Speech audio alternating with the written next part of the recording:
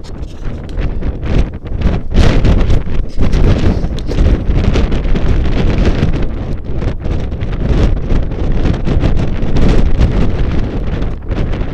is Rob at 9,000 feet on Mount Hood. It's been a good climb so far, but the wind's blowing about 30 miles an hour. It's kind of spoiling things. That is making things pretty miserable.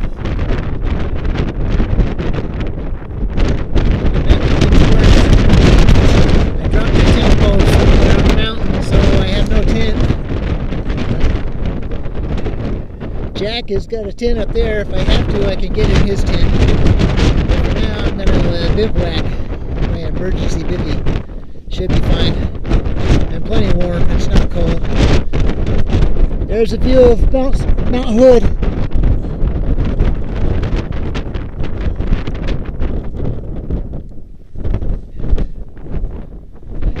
Saw a lot of speed coming up earlier.